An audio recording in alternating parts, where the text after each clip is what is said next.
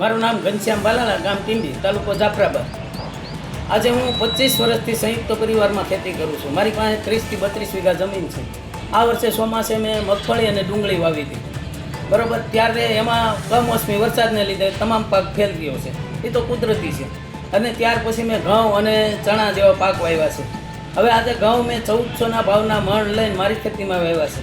હવે ખુલ્લી બજારમાં વેચવાવાળામાં 430થી માંડીને 470 રૂપિયા ભાવે માગે છે. આ ઘઉં પોષણક્ષમ ભાવ મને પોસાતા નથી અને બાજરીના પણ ભાવ નથી. એટલે આ બાબતે મેં એક કૃષિ મંત્રીને અરજી લખી છે કે મને ગાંજો વાવવાની પરમિટ આપે.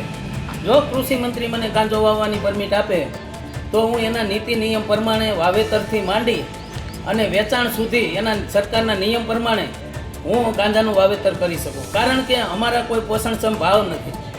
આજે સરકાર એવા બણગા ફૂંકતી હતી કે 2022માં ખેડૂતોના ડબલ ભાવ થશે, એને બદલે ખેડૂતો દેવાદાર થયા છે. અત્યારે ખેડૂતોને તમામ પાકો આવી ગયા છે, એક પણ પાકનો ભાવ નથી પોષણક્ષમ અને ખેત પેદાશોના ભાવ નથી. એની સામે ખેતીની વસ્તુ, દવા, ખાતર, બિયારણ લેવા જાય તો 3-4 ગણા ભાવ વધી ગયા છે. એટલે ન છૂટકે ખેડૂતોને ભારતનું બંધારણ ન હોવા છતાં અમારે આ માગણી ખેડૂતો પાસે કરવી પડે.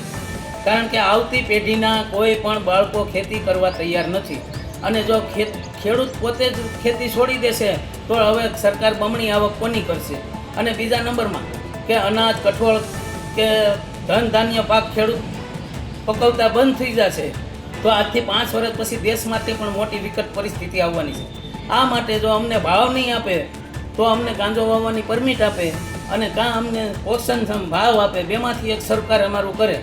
અને હું ઇન્ડિયા ન્યૂઝને તમામ ચેનલો વતી સરકારને એટલી વિનંતી કરું છું કે હું તો જાગૃત ખેડૂત છું, બીજા અભણ ખેડૂત પણ આત્મહત્યા કરે એ પહેલાં સરકાર અમારું ધ્યાન દોરે.